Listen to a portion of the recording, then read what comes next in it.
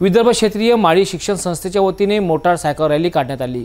राजकमल चौक येथील रॅली आले असता आमदार बळवंत वानखडे, माजी राज्यमंत्री यशोमती ठाकूर, माजी राज्यमंत्री डॉक्टर सुनील देशमुख तसेच काँग्रेसच्या पदाधिकाऱ्यांनी महात्मा ज्योतिबा फुले व सावित्रीबाई फुले यांच्या रॅलीमधील फोटोला हार अर्पण केले व अभिवादन केले।